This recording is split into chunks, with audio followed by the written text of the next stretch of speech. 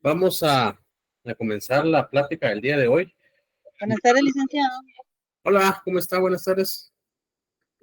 Preguntándole si tienen alguna duda de lo que vimos el martes pasado. Sí, el martes.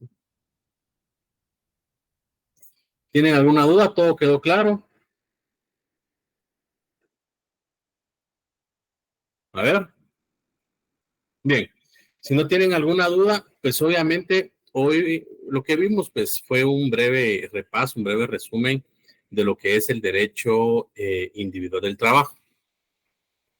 Yo les rogaría que, como les he dicho, guarden siempre, por favor, esos conocimientos del derecho individual del trabajo, porque ahora, pues obviamente, vamos a explicar en la clase de hoy eh, algo sobre el derecho colectivo del trabajo. Obviamente, principios, antecedentes y diferencias con el derecho individual. Principios, pues los vamos a ver rápidamente. Antecedentes, pues ya lo hemos hablado, ¿verdad? Con relación a la Revolución Francesa, con relación a los mártires de Chicago, con relación a desde que se constituyó la Organización Internacional del Trabajo, con relación a en Guatemala, podemos hablar sobre 1944, ¿verdad? Desde que se dio la revolución de 1944, formas de organización de los trabajadores y patronos. Vamos a abordarlo desde el punto de vista de la organización actual que maneja nuestro código de trabajo. También vamos a ver los instrumentos de normación colectiva, es decir, qué es un instrumento de normación colectiva. Eso pues lo voy a explicar brevemente. Y los mecanismos de solución de los conflictos, que eso ya es parte del programa. Aquí pues obviamente lo abordo a grosso modo. Principios y antecedentes. Bueno, es un tema muy importante. Los principios, antecedentes, ya lo abordé. ¿Qué antecedentes tenemos? Desde que se dio, obviamente, si nos retomamos el feudalismo, cuando obviamente los monarcas tenían a sus súbditos, a los plebeyos, y se daba específicamente el tema de la esclavitud. Después, pues ya pasamos a la siguiente etapa, la siguiente era, con relación a los semifeudales. Se recordarán ustedes de todo eso. Y después, pues obviamente caemos a la revolución industrial, en donde por ser el mismo hecho de estar evolucionando conforme la era o conforme el dinamismo que se da, también se estaba dando, pues obviamente, la explotación de los trabajadores, pero nadie tenía el temor o el valor de poder hablar, porque como muy acertadamente lo dijeron ustedes en la clase del día martes, si uno habla, pues obviamente es por heredero de que uno lo despiden. Entonces, al final, lo que se hizo, pues se dio lo que platicamos el día martes, a raíz de los mártires de Chicago, que ya estamos hablando de 1864, 84, se acordarán ustedes, y posteriormente, en el año de 1900, se crea la Organización Internacional del Trabajo. Antes se da la Constitución de Filadelfia, antes se da el tema de las protestas que se hicieron específicamente después de la Revolución Industrial, y posteriormente a ello ya se crea, pues obviamente, o se instaura o se instituye la Constitución de la Organización Internacional del Trabajo. Posteriormente a ello se van creando los convenios internacionales, porque obviamente recordémonos que la Organización Internacional del Trabajo, pues obviamente de manera progresiva, iba platicando con los países para que pudieran adherirse a esta organización. Y recordémonos que, ya lo he explicado, existen los convenios de gobernanza, los convenios fundamentales y los convenios técnicos. ¿Me explico? Eh, Posteriormente, ya entrando en materia sobre lo que vamos a ver en la clase, existen las formas de organización de los trabajadores. ¿Ya?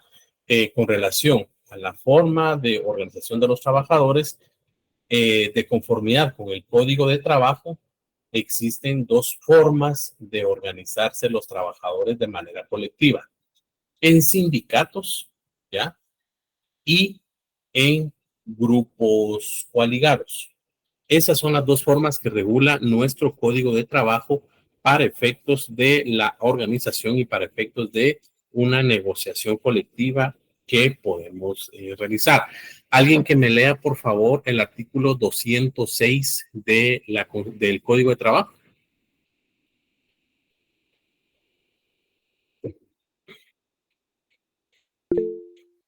Adelante, Carmen. Buenas tardes. Buenas tardes, Lic. Artículo 206. Sindicato es toda asociación permanente de trabajadores o de patronos o de personas de profesión u oficio independiente, trabajadores independientes, constituida exclusivamente para el estudio, mejoramiento y protección de sus respectivos intereses económicos y sociales comunes.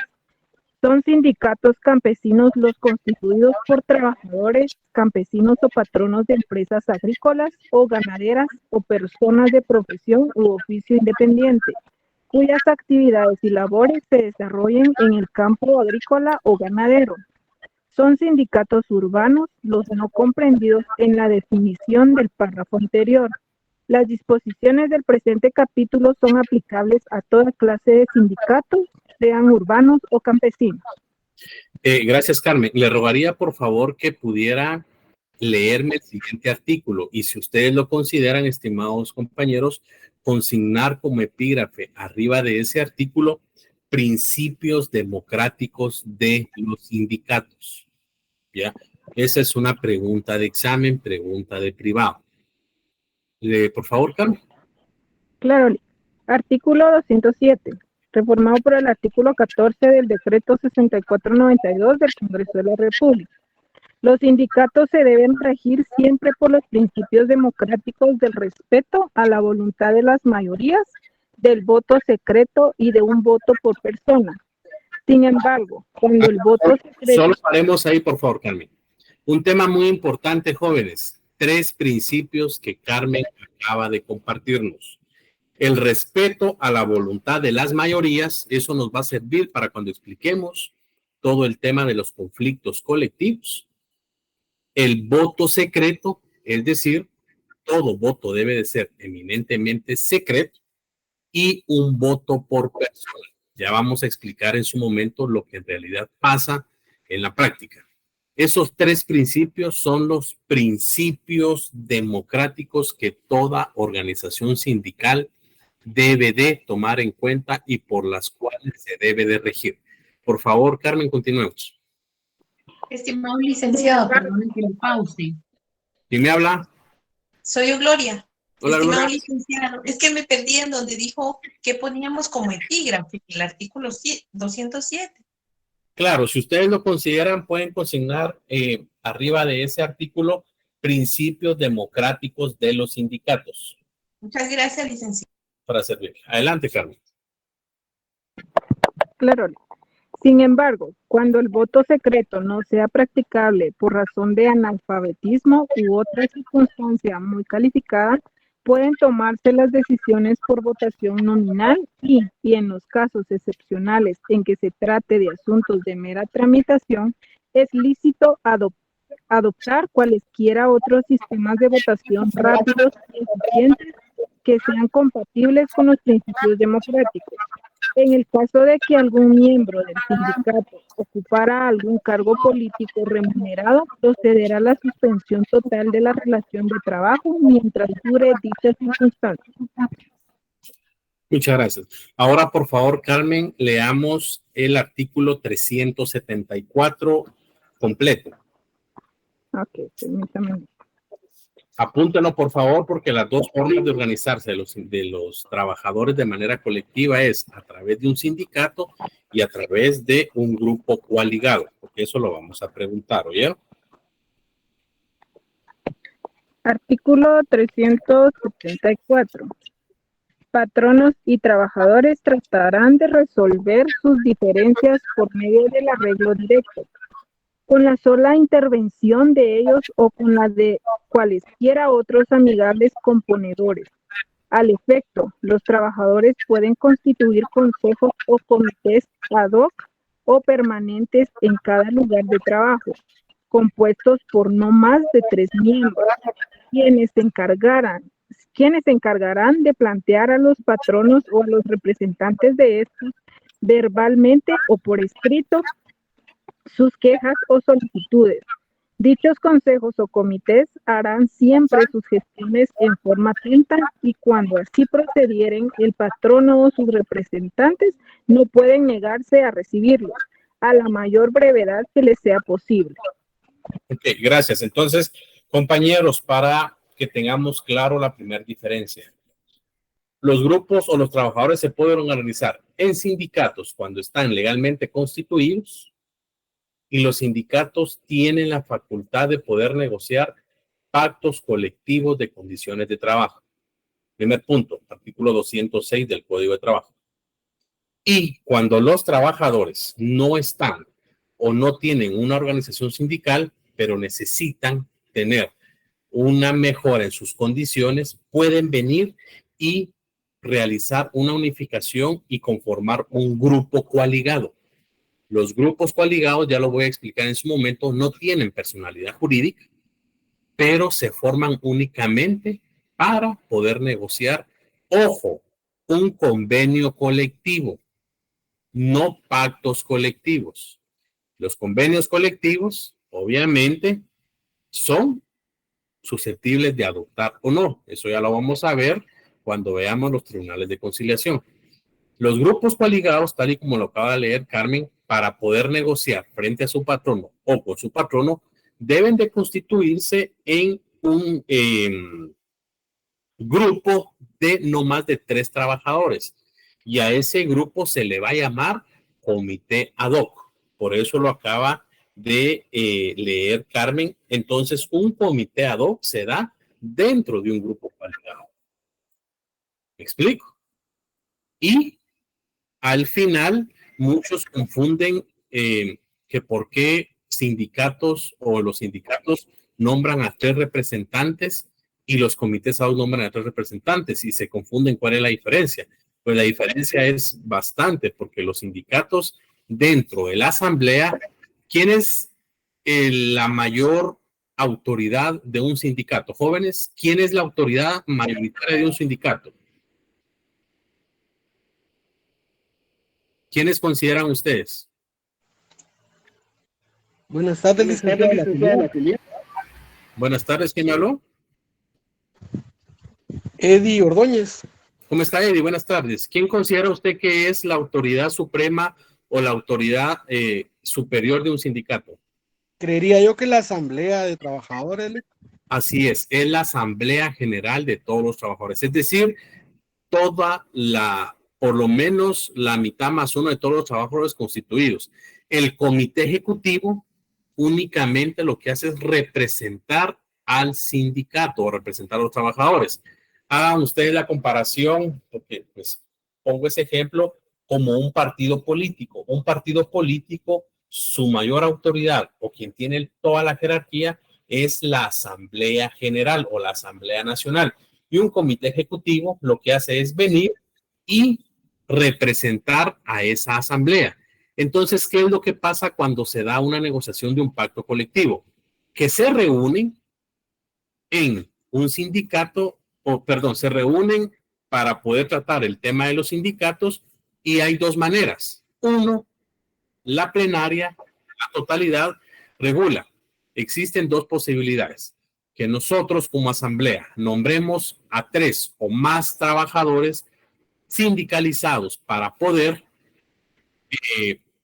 negociar un pacto colectivo que ellos nos representen, o le damos la autoridad o la facultad al comité ejecutivo para que ellos sean los que hagan la negociación y para lo que ellos decidan nombrar a las personas. Entonces, por eso es que los comités ejecutivos a veces nombran 3, 4, 5, 6 para poder negociar un pacto colectivo. Si son 3, por favor, no confundirlo ustedes con un comité ad hoc que se da entre un grupo coaligado, porque tienen la autoridad correspondiente dentro de la asamblea.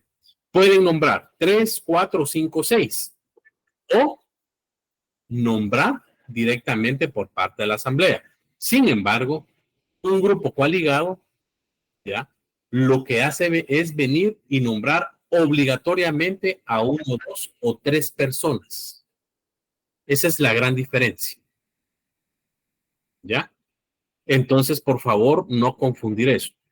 Posteriormente, ya venimos y eso lo vamos a ir explicando progresivamente. Cuando ya está legalmente constituido un sindicato, pues obviamente ese sindicato, ustedes han escuchado a nivel internacional que regula la ISP, que es la Internacional de Servidores Públicos, que están adheridos a centrales sindicales, que se dan una federación, se da una confederación. Entonces es simple y sencillo. Si esto ya lo saben, por favor díganme para yo ir pasando. Pero una federación sindical significa que va a estar integrada por 4 o más sindicatos. ¿Ya? Es decir, una federación sindical está integrada por 4 o más sindicatos, ¿ya? Y si son 4 o más sindicatos, ya se puede constituir una federación sindical. Pero para constituir una confederación sindical, es decir, superior, debe de estar constituida con 4 o más federaciones sindicales. Ahí es donde viene prácticamente la confusión de algunas personas. Alguien que me lea el artículo 233 del Código de Trabajo, por favor.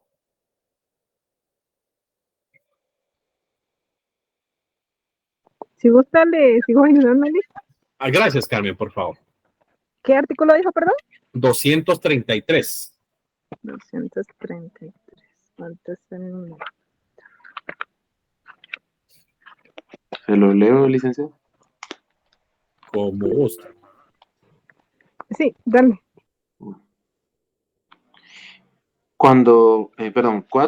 Artículo 233.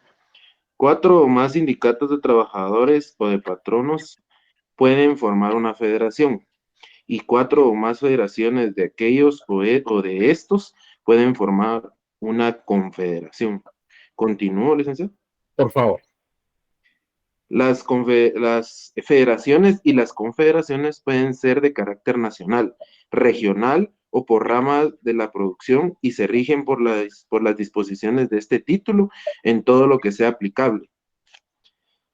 El acta constitutiva de las federaciones y confederaciones debe expresar, además de lo que indica los incisos B, C y D del artículo 220, los nombres y domicilios o vecindarios de todos los sindicatos fundadores que las integren, así como el número de inscripción de los mismos y sus estatutos. Fuera de lo que ordena el artículo 221, deben determinar la forma en que los sindicatos que los componen van a estar representados en sus asambleas generales. Muchas gracias. A ver, aquí lo que hacemos es realizar análisis. Ustedes, 2 preguntas. ¿Saben ustedes qué es el CACIF?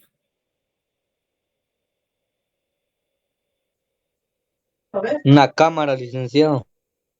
Ok. ¿Alguien más? Una asociación de empresarios, licenciado. Ok, gracias, don Carlos. ¿Alguien más?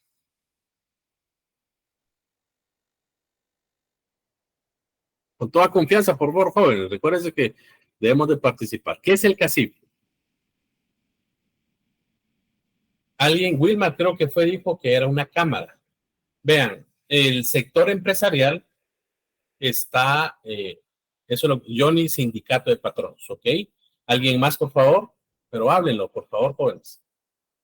Muchos confunden el CACIF con una organización sindical o con una federación o confederación. Gracias, Gamaliel. En efecto, el CACIF está integrado por cámaras empresariales. No obstante, el artículo 206 del Código de Trabajo regula que pueden formarse sindicatos de patronos y sindicatos de trabajadores, ¿ya? Existen, pues obviamente, gracias jóvenes, ya lo han buscado, eso es bueno. Existen específicamente diferencias entre el CACIF y precisamente los sindicatos. ¿Por qué? Porque los sindicatos de patronos tendrían que darse, pero en Guatemala no existe ni uno. El sector empresarial está organizado a través de cámaras empresariales. ¿Y cómo funcionan las cámaras empresariales? Las cámaras empresariales funcionan desde el punto de vista en que, por ejemplo, la Cámara de Comercio aglutina a todos los comercios que están adscritos a dicha cámara. Ojo, la Cámara de Comercio no es parte del CACIF, ya lo vamos a ver. Está la Cámara del Agro. Está que en la Cámara del Agro, pues obviamente están adscritas o están incluidas todas las industrias que se dedican al agro. Estamos hablando de sector cañero, sector azucarero, sector cafetalero, sector de palma africana. Posteriormente tenemos la Cámara de Industria, tenemos la Cámara de la Construcción. Entonces, ¿qué fue lo que pasó? Lo que pasó que todas estas cámaras se organizaron, ya como lo han escrito ahí, en un comité coordinador de asociaciones agrícolas, comerciales, industriales y financieras. ¿Y cuál es el objetivo de esto? Pues obviamente, según las propias palabras del sector empresarial, estas cámaras lo que hacen es representar o organizar a esas entidades gremiales que trabajan en beneficio de la nación, pero no son un sindicato, no están constituidos como sindicato. Esa es pregunta de privado y pregunta de examen. ¿Ya? Al final, el CACIF está organizado bajo sus propios estatutos, bajo sus propios reglamentos y tiene a su junta directiva. No tiene un comité ejecutivo, tiene a su junta directiva. Entonces, el CACIF no es un sindicato. El CACIF no es una cámara. El CACIF está integrada por cámaras empresariales. Eso es un dato, por favor, que ustedes tienen que tener muy claro porque algunos jóvenes me lo confunden. ¿Está claro? Sí, licenciado. Muchas gracias. Entonces, gracias. Entonces, ya posteriormente, ¿qué es un instrumento de normación colectiva para ustedes? Aquí estoy pasando rápida, bueno, ni tan rápido, ¿verdad? Porque esto fue lo que ustedes vieron el semestre pasado. Pero, ¿qué entienden ustedes cuando yo les pregunto instrumentos de normación colectiva? ¿Qué se les viene a la mente?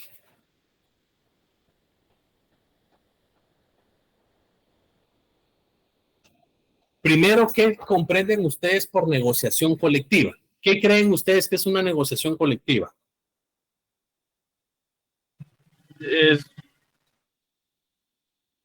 ¿Perdón? Llegar a un acuerdo, pero en forma grupal, que beneficie a un grupo específico. Okay. Los convenios que van a tratar en forma colectiva. Ok, adelante, Leslie. Es tal vez plantear las mejoras que se necesita, pero para el beneficio de todos los trabajadores. Ok, gracias, Leslie. Adelante, Manuel. Es la delegación de la negociación a personas que están como capacitadas para hacerlo. Okay. Hay varias ideas. ¿Alguien más?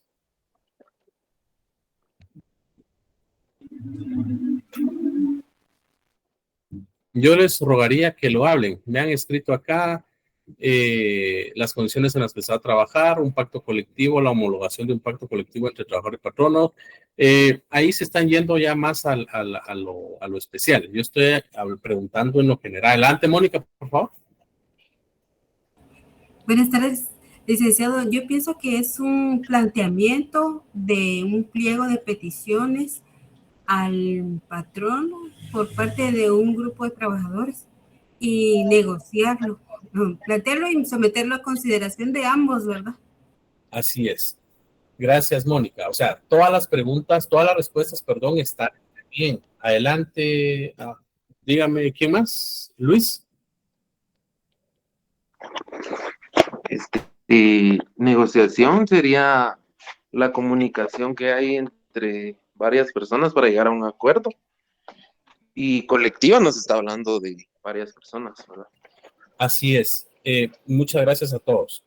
Es decir, cuando hablamos de negociación colectiva, da ustedes las respuestas, pero cuando hablamos de negociación colectiva, automáticamente la mente nos tiene que llevar al derecho de trabajo, al derecho colectivo del trabajo. Y la negociación colectiva, pues, no es otra cosa que una serie de procedimientos con los cuales patronos y trabajadores buscan mejorar, ¿ya?, mediante los acuerdos correspondientes, sus condiciones laborales. Punto. ¿Por qué? Lo ha dicho Mónica, lo ha dicho Luis, lo ha dicho Manuel, lo han dicho todos. O sea, es una serie de procedimientos. Entonces, y esto se los digo tal vez para la vida, porque nos pasa incluso hasta en tribunales. Uno tiene que aprender a escuchar la pregunta. Entonces, por ahí me respondieron la homologación. Claro, la homologación es el procedimiento de uno de los instrumentos de normación o de negociación colectiva, que es el pacto colectivo, ¿ya? Pero en realidad lo que yo preguntaba era, ¿qué era la negociación colectiva? Entonces, al final son tips que les doy que les va a servir para la vida, incluso para su privado y para atender a sus clientes. Dentro de esos instrumentos de normación colectiva, encontramos el convenio colectivo de condiciones de trabajo. Ese convenio colectivo de condiciones de trabajo, conforme lo que acabo de explicar, ¿quién lo realiza? ¿Jóvenes, un sindicato o un grupo coaligado?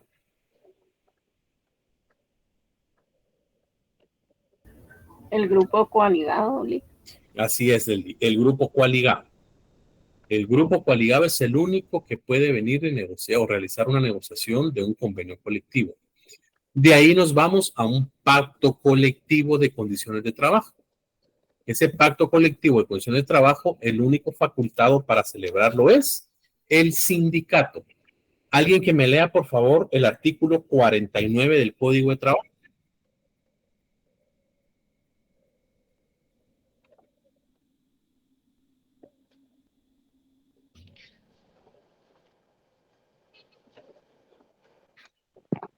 Yo lo tengo listo. Gracias, Carmen. Artículo 49. Pacto colectivo de condiciones de trabajo es el que se celebra entre uno o varios sindicatos de trabajadores y uno o varios patronos, o uno o varios sindicatos de patronos, con el objeto de reglamentar las condiciones en que el trabajo deba prestarse y las demás materias relativas a este.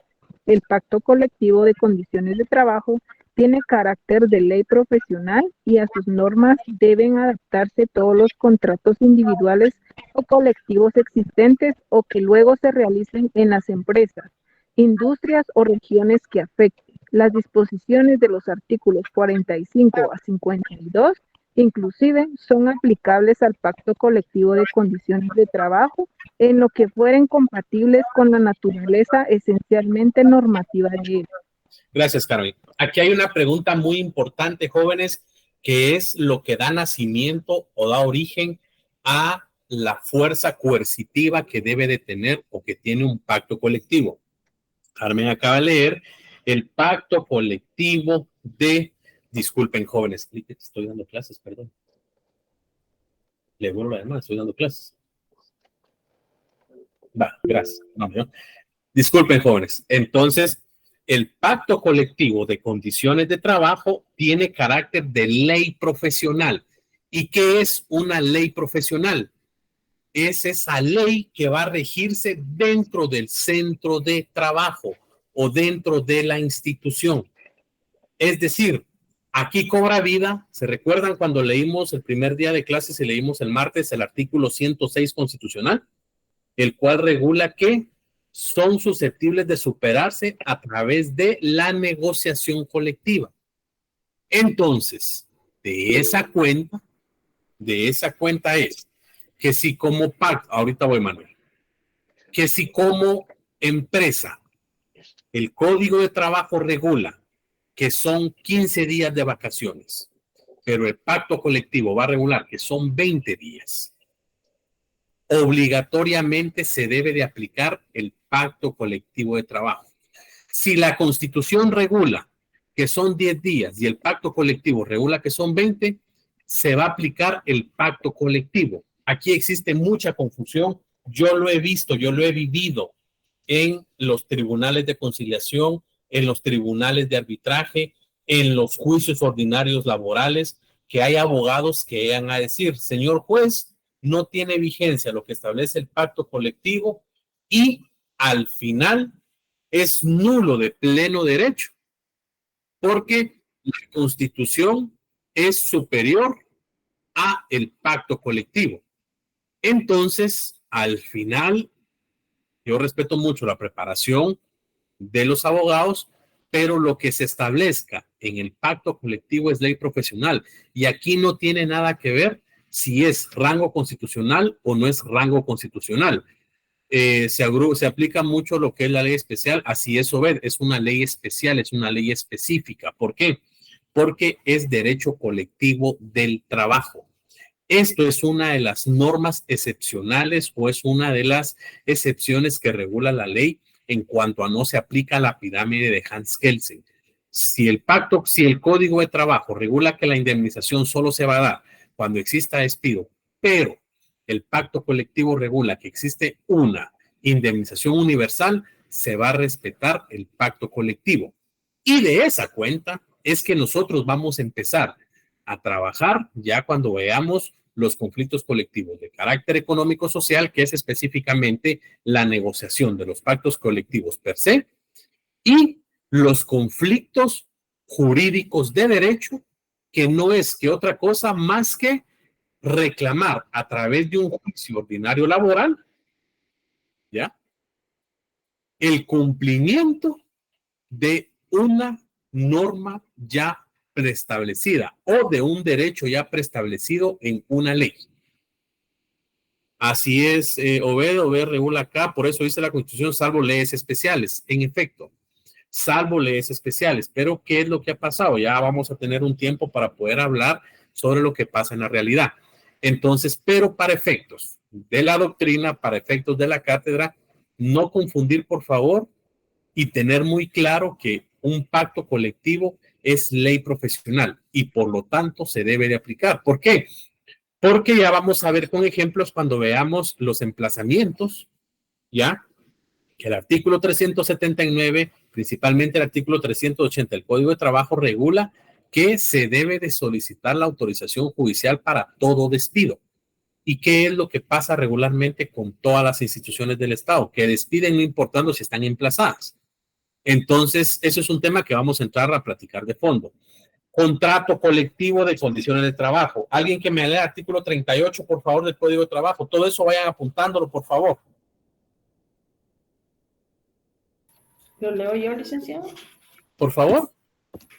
Artículo 38. Contrato colectivo de trabajo. Es el que se celebra entre uno o varios sindicatos, de trabajadores y uno o varios patronos, o uno o varios sindicatos de patronos, por virtud del cual el sindicato o sindicatos de trabajadores se comprometen bajo su responsabilidad a que algunos o todos de sus miembros ejecuten labores determinadas mediante una remuneración que debe ser ajustada individualmente para cada uno de estos y perciba en la misma forma. Muchas gracias. Es decir, no hay muchos ejemplos de contratos colectivos en Guatemala, la verdad. El último que se dio hace unos 25, 30 años. Es un derecho vigente, más no positivo, porque no utilizan esa serie de contratos colectivos.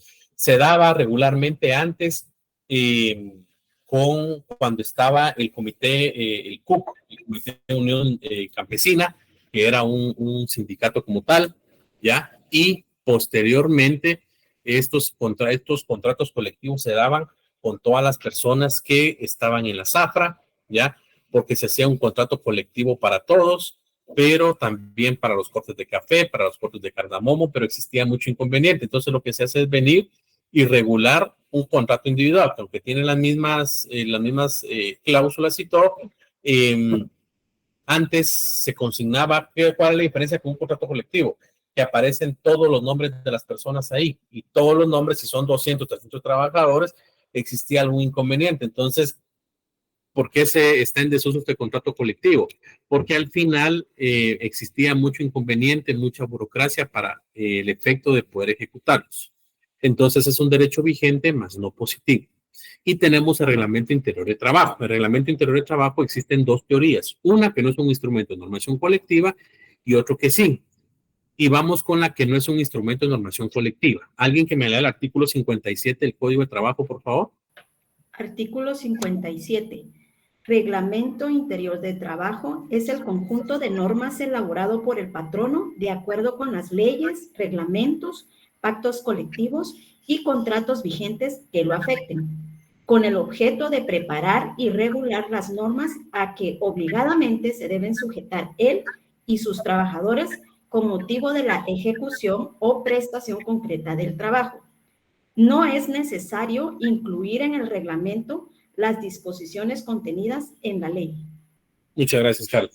Esto es una pregunta, pero es para conocimiento de ustedes. ¿Cuándo es obligatorio tener un reglamento interior de trabajo? Cuando se tengan 10 o más trabajadores o más de 10 jóvenes. ¿Más de 10? Cuando se tengan 10 trabajadores. Eso es un tema muy importante. Ha pasado con abogados en la práctica. Se recuerdan, yo siempre les he dicho a ustedes que los abogados somos responsables por los daños y perjuicios que sufran nuestros clientes, por ya lo que hemos visto.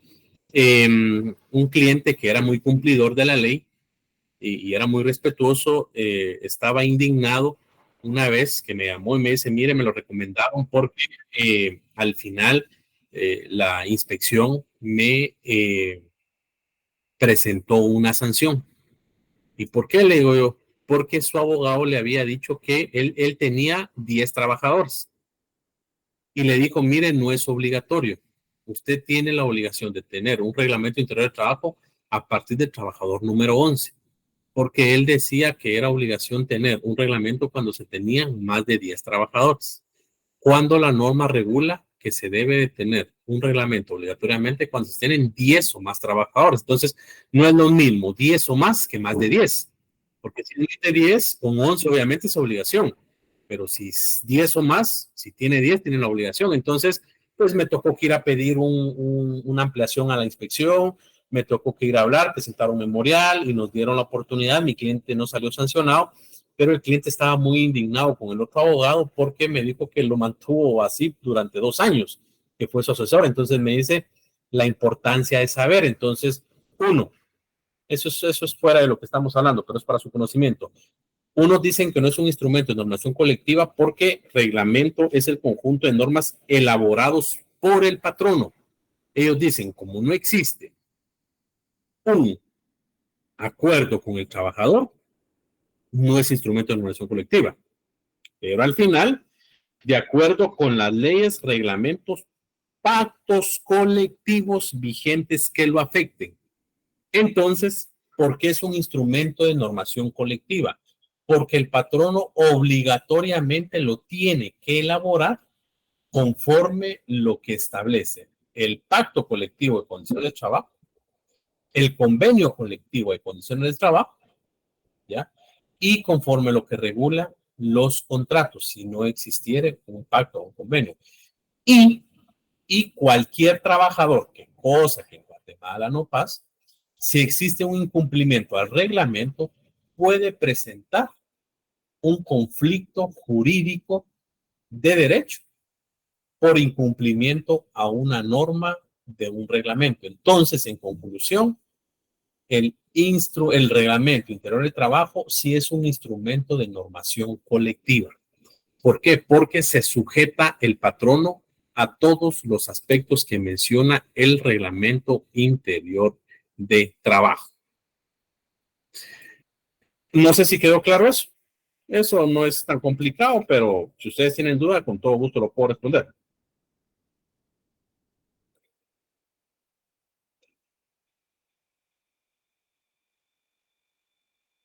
Bien. Los mecanismos de solución de conflictos de trabajo, pues obviamente eso ya lo vamos a ver posteriormente cuando veamos el Tribunal de Conciliación, cuando veamos que no existe ningún acuerdo para suscribir un convenio colectivo o suscribir un pacto colectivo. Ojo, los tanto sindicatos como grupos coaligados pasan por las dos fases. Grupos coaligados a través del comité ad hoc suscriben un convenio colectivo. Sindicato a través de los delegados suscriben un pacto colectivo.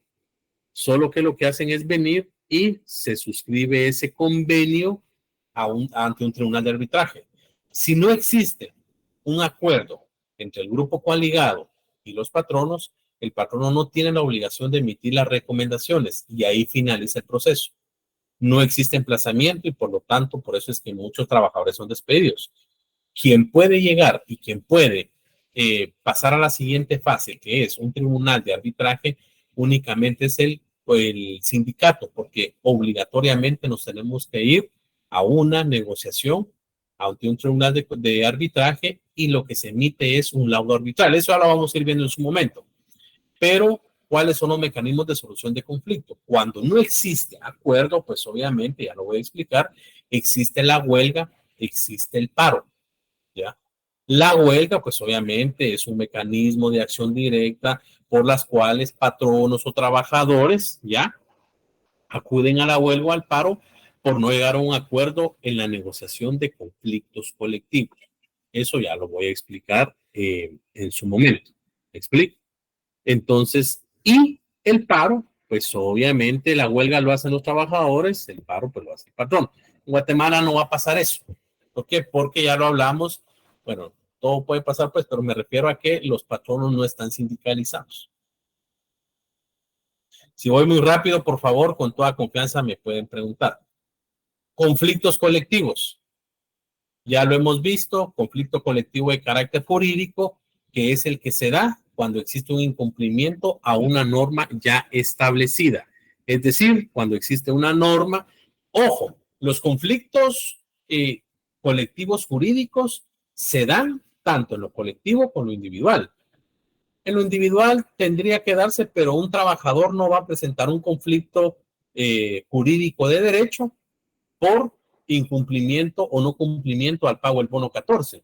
Lo que yo quiero trasladarles a ustedes es ese conocimiento de que un conflicto de carácter jurídico se puede presentar tanto en la vía individual como en la vía colectiva. ¿Por qué? Porque los conflictos de carácter jurídico se dan cuando existe un incumplimiento al pacto, cuando existe un incumplimiento a la ley. Entonces, ¿qué es lo que pasa? Pero en lo individual no se presentan porque, imaginémonos que Wendy, Carla es su patrón y no le paga el bono 14, Wendy va a presentar un conflicto colectivo de carácter jurídico por no tener la madurez, por no tener el conocimiento y por no tener tal vez esa negociación o esa forma de diálogo. Lo primero que va a hacer Carla es pagarle, si bien le va, y despedirla, porque se molesta. Porque ¿qué es lo que pasa con los patronos? Ya ustedes lo van a vivir. Lo primero o lo segundo que ustedes van a escuchar cuando asesoren a algún patrono, ¿qué pasa? Les digo yo, este trabajador, qué injusto, mal me paga, hice esto, hice el otro, hice aquí, hice allá, y me pagó demandándome, como las relaciones de parejas. Me dejó por otro, me dejó por otra, y a pesar de que hice esto y esto y esto y esto y esto, o sea, como primer punto le digo a mis clientes, ustedes tienen que dar sin esperar nada a cambio. Lo mismo para las parejas. Entonces, ¿por qué? Y esa es la razón por qué no se da. Exactamente. Así es, Samuel. Entonces, por eso es que al final, los conflictos jurídicos de derecho no se dan en lo individual. Claro que se dan los conflictos colectivos de carácter jurídico, para la redundancia, en lo colectivo. ¿Por qué? Porque tiene fuerza coercitiva. ¿Y qué es lo que pasa con estos? No se van directamente a un conflicto colectivo. Ya lo vamos a ver que primero acuden a la vía administrativa, aunque no es obligatorio, de ir a la Inspección General de Trabajo para que la inspección funcione como un intermediario. ¿Me explico? Posteriormente a ello, ya venimos con los conflictos colectivos de carácter económico-social, que son los conflictos que se le denominan en la doctrina como los conflictos de superación de las garantías mínimas. ¿Y qué es lo que pasa con estos conflictos? Es la pura negociación per se de las mejoras a las condiciones laborales, condiciones y aspectos salariales laborales. Todos los pactos colectivos, y les voy a poner la primera tarea, bueno, la tercera, cuarta. Para el martes, por favor, ubíquenme 5 pactos colectivos de condiciones de trabajo y hagan un análisis y un estudio, que aquí lo vamos a discutir, desde su punto de vista, cómo consideran ustedes que está organizado o está estructurado ese pacto colectivo. No importa qué institución. Bueno, Carla, usted encontró un pacto, sí, licenciado, yo encontré el pacto, ya le voy a dar el primero, del Ministerio de Salud, y ese pacto me llamó la atención porque está estructurado en, primero, garantías sociales, después garantía de derechos y obligaciones, las mejores salariales, y muy pocos pactos se dan en cuanto a las mejora de las condiciones laborales. Todo se enfoca a las mejoras salariales, pero las mejoras y las condiciones laborales se refiere a escritorios ergonómicos. Recuérdense que tenemos un reglamento de salud y seguridad ocupacional y nadie se enfoca por eso. ¿Saben ustedes qué es el estrés laboral? ¿Qué es el estrés laboral, jóvenes? ¿Quiénes de los que están aquí trabajan? Adelante, Luis. Buenas noches, licenciado. Disculpe la consulta. Cuando existen mejoras laborales o se han superado las que se han pactado en el contrato de trabajo, ya en la práctica el trabajador ya obtiene esos beneficios, pero no existe un documento o algo relacionado donde se pueda confirmar esa mejora laboral. El pacto colectivo, Luis y compañeros, es decir, recordémonos que el artículo 49 ya lo leyeron y establece que se va a ajustar a todos los contratos que están en vigencia, ¿ya? Entonces, el único documento que a usted le sirve es, señor, yo ingresé a laborar el 15 de agosto del año 2000. Da la razón que ingresé laborando con tanto. Sin embargo, el 25 de septiembre del año 2003 se firmó un pacto colectivo de condiciones de trabajo en donde supera las garantías que se me fueron establecidas en dicho contrato. Entonces, perdón, su documento es el propio pacto colectivo. Y si en dado caso no existiera un convenio colectivo y de forma individual se le ha mejorado las condiciones a un solo trabajador por cuestiones meramente del trabajo. Ahí lo que hay que hacer es, si no existe un documento, pero ahí ya no estamos hablando de derecho colectivo, Luis, ahí estamos hablando de una mejora personal. Son dos temas, muy buena pregunta, pero son dos temas que hay que saber diferenciar. Derecho colectivo es cuando se beneficia a toda la colectividad, la redundancia, a toda la población laboral. Si es la mejora hacia una persona, es una mejora individual. Y su forma es de demostrar ahí es a través de un juicio ordinario laboral. ¿Se recuerdan que el juicio ordinario laboral lo vieron ustedes el semestre pasado? ¿Y cuál es la prueba reina de un juicio ordinario laboral? El contrato, licenciado. Sí, Luis, pero ¿cuál es otra prueba reina?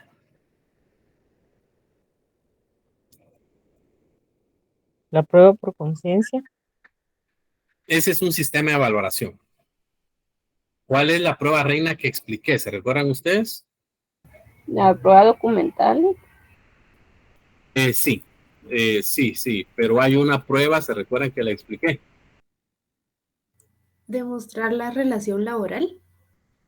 Sí, está bien. Sí, todas las preguntas, no los estoy chaqueteando como decimos, todas las preguntas están bien. Pero, ¿cuál es la prueba reina dentro del proceso o el juicio ordinario laboral? Eso es para responder a la pregunta de Luis. ¿Cómo voy a saber, si en el contrato no está lo que Luis está diciendo? Quiero entender, Luis, y usted me corrige. Luis dice, en el contrato regula que específicamente se le van a pagar 5,000 quetzales, pero resulta que en la realidad ahora le pagan 8,000. Esa es su pregunta, ¿verdad, Luis? Y no hay ningún documento. Así es, licenciado. Sí, es que traté la manera de agregarlo aquí un poquito a la clase, porque sí, realmente tengo esta duda de manera personal, porque al menos en mi caso, yo tenía un puesto casi un año atrás. A partir de casi un año, 11, 12 meses, me cambiaron la situación y me mejoraron el salario, me mejoraron el horario y varias cuestiones ahí. Y ya en la actualidad me quieren variar bastante, principalmente el tema del horario. Entonces, si quisiera, tal vez me pudiera apoyar o colaborar con esta situación, tal vez así a grosso modo.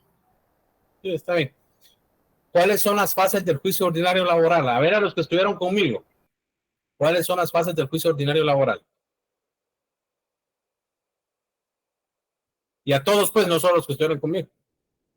Eso lo vieron el semestre pasado. Tienen el conocimiento fresquecito.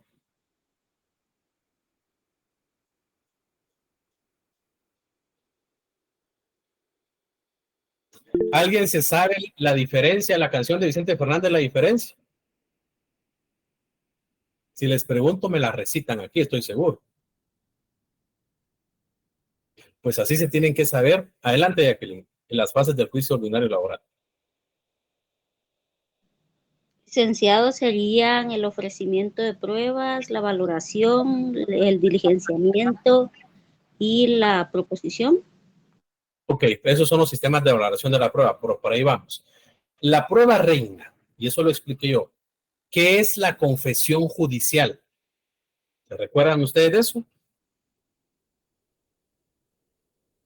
Adelante, Verónica.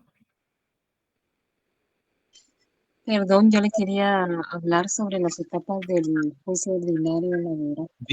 Dígamelos, por favor, dígamelos. Podría ser interposición de la demanda, audiencia oral, contestación de la demanda, fase de conciliación y la sentencia, ¿no? Fase de conciliación, diligenciamiento de las pruebas y la sentencia. Usted estuvo conmigo el semestre pasado, ¿verdad? Sí. ¿No? Ah, sí. Va. Alguien ya sacó la carta, Patojas. Gracias. Gracias. Por favor, una de las pruebas reinas en todo proceso civil y mercantil es la declaración de parte o la confesión judicial. Alguien que me lea, por favor, dígame, Jacqueline. No, licenciado, le iba a contestar eso, pero ya lo dijo usted. Ya va. ¿Por qué no lo contestó antes? Son mentiras, estoy bromeando, está bien, tiene razón. Alguien que me lea, por favor, el artículo 326 del Código de Trabajo. ¿Se recuerda, Rosita, Lara y Carla, y por aquí está la otra persona, se me fue, que eso lo repetí bastante el semestre pasado? ¿Y qué regula el 326? Adelante, Wendy. Artículo 326. En cuanto no contraríen el texto y los principios procesales que contiene este código, se aplicarán supletoriamente las disposiciones del Código de Enjuiciamiento Civil y Mercantil y de la ley constitutiva del organismo judicial.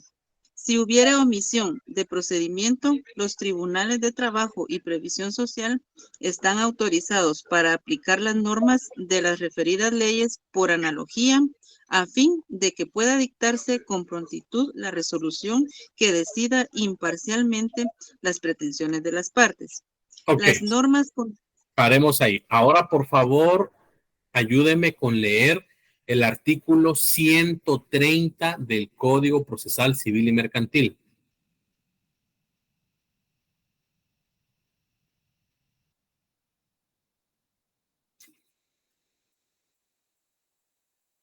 Aquí estamos viendo integración de normas, jóvenes. Dígame, Jacqueline, a la orden. Y Wendy. No, Wendy está bien. ¿Leo el 130, Lee? Por favor. Artículo 130. Obligación de declarar. Pero léanlo despacio, por favor. Leámoslo despacio. Ok. Obligación de declarar. Todo litigante está obligado a declarar. Paremos ahí, bajo juramento. paremos. Todo litigante está obligado a declarar. Primera característica. Todo litigante, está obligado a declarar. Por favor, continuemos. Todo litigante está obligado a declarar bajo juramento en cualquier estado del juicio, en primera instancia. Paremos ahí. Todo litigante está obligado a declarar bajo juramento, primer requisito. Aurora también estuvo conmigo. En cualquier estado del juicio, en primera instancia, segunda característica esencial. Es decir, aunque ya haya precluido la etapa del diligenciamiento de prueba de la confesión judicial, puede pedírsele incluso hasta antes del día o hasta en el proceso ya que se va a emitir la sentencia. Continuamos, por favor. Y hasta el día anterior al de la vista, en la segunda, cuando así lo pidiere el contrario, sin que por esto se suspenda el curso del proceso. Para que la declaración sea válida, es necesario que se haga ante juez competente. A la misma parte, no puede pedirse más de una vez posiciones sobre los mismos hechos. Ahí quiero llegar yo, gracias. Es decir, una de las pruebas reinas es la declaración de parte en derecho civil o la confesión judicial. Una vez yo tuve un caso en donde, pues, obviamente, me buscaron ya en la segunda instancia, habían condenado al cliente a una cantidad exorbitante de dinero y el abogado, por una u otra razón, no había pedido la confesión judicial. Y cuando ya estaban en la audiencia de 48 horas, pues ahí me trajeron el expediente y le dije, mire, voy a tratar de pedir una confesión judicial, porque el otro abogado le dijo que ya no había más que hacer y pues le entregó el expediente. Falta de responsabilidad del abogado, pues, porque por lo menos hubiera dicho, mire, se puede o no se puede. Pero le dijo que no se podía y al final lo dejó, pues, con la sentencia ya en contra de él. Pero el tema es que cuando llegó a mí el expediente, me puse a leerlo y a analizarlo, había muchas falencias, pero encontré la peculiaridad que el abogado nunca pidió la confesión inicial, ¿ya? Entonces, cuando yo quise enderezar el proceso, pedí la confesión judicial, me lo rechazaron, presenté una revocatoria y le dije, señores magistrados, ustedes no pueden rechazarlo porque el mismo artículo 130 regula que se debe aceptar incluso hasta antes de la vista de la segunda instancia. Me aceptaron para el trámite, enmendaron la resolución, aceptaron la confesión judicial, se dio la confesión judicial de la persona. Yo le hice preguntas específicas que obviamente no podía mentir y logré que en segunda instancia revocaran la sentencia que había sido condenatoria para mi cliente. Claro, se fue al amparo y a la apelación del amparo y pues gracias a Dios logré que mi cliente fuera absuelto. Entonces, al final, vean la importancia. Entonces, se me fue Luis. Esa es su prueba, Luis, la confesión judicial. Ya no está Luis. Gracias, licenciado. Ok. Bien. Bueno, la fase del Tribunal de Conciliación, que eso lo vamos a ver en su momento. La fase de la declaratoria legal del movimiento de huelga, que eso también lo vamos a ver cuando ya estemos con la fase específica de haber agotado el Tribunal de Conciliación. La fase de declaratoria de la justicia, injusticia del movimiento de la huelga, que eso también ya lo vamos a ver, y las fases del tribunal de arbitraje. Acuerdos de libre comercio. A ver, esto lo tuvieron, insisto, esto si ya lo saben, yo lo paso, pero lo tuvieron que haber visto en Derecho de Trabajo 1, Derecho de Trabajo 2, y el semestre pasado no tanto porque era procesal. Si vieron, ¿saben ustedes cuántos acuerdos de libre comercio tiene firmado Guatemala con Estados Unidos? O más bien con otros países. En mi caso no sé ese dato. Bueno, siguiente tarea. Por favor, ubicar los tratados de libre comercio que ha ratificado y ha suscrito Guatemala con otros países. Y eso nos va a servir para efectos de cuando estemos viendo la negociación colectiva. El más sonado, el más mencionado durante los últimos tiempos es el DR-CAFTA. El DR-CAFTA es el Tratado de Libre Comercio entre Canadá, Estados Unidos, Guatemala, Centroamérica y República Dominicana. Canadá no.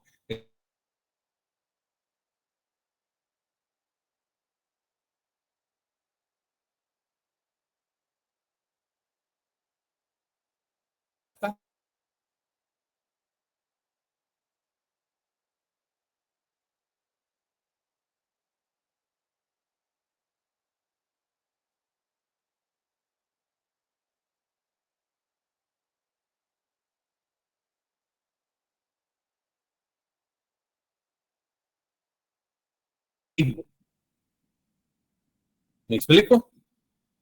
¿Se escuchó lo que dije? Se te cortó, No mucho. Ok. Oh, perdón, ¿me puede repetir? Solo en el de CAFTA, DR, ahí empezó. Ok. Por favor, descarguen el Tratado de Libre Comercio. ¿Ya? Y lean el capítulo 16. Uno para conocer la historia de su país debe, pues obviamente, de conocerla. Ya va la redundancia para no repetirla. No sé si ustedes han escuchado eso. ¿Se entrecorta?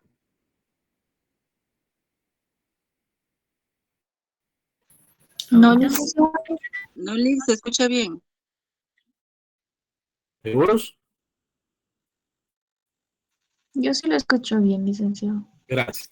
¿Ustedes han escuchado esa frase que dice que el hombre que no conoce su historia está condenado a repetirla? ¿Y quién la dijo? No van a decir que Pablo Escobar. Él la adecuó a su manera, pero ¿quién la dijo? La dijo el novelista y filósofo español Jorge Agustín Nicolás Ruiz de Santayana. ¿Ya? Porque les digo, y Pablo Escobar ya lo adecuó a su manera. Espérenme, denme un minuto, si no se escucha bien. No se me salgan, por favor.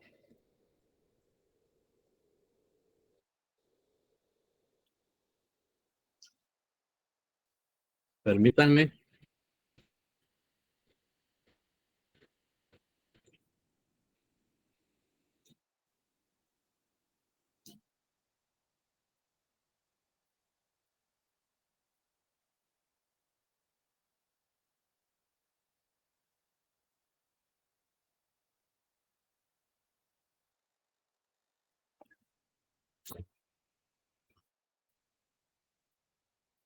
Ahí sí se escucha bien. Sí, Liz, se le escucha bien.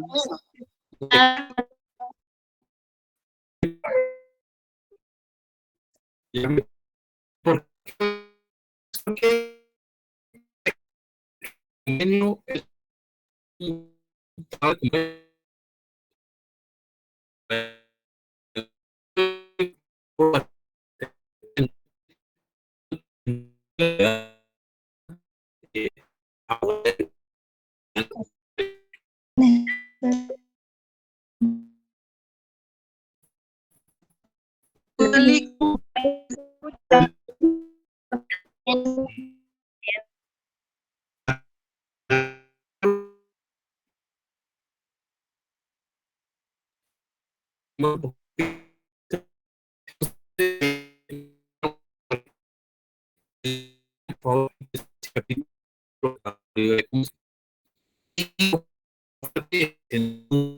Los abogados y como funcionario encargado de todo el tema laboral en Guatemala, de darle respuesta a Guatemala como país ante ese panel arbitral. ¿Ya? Entonces, al final nos logramos, nos exoneraron porque logramos demostrar que de una u otra manera habíamos cumplido, porque esto era por parte del DR-CAFTA.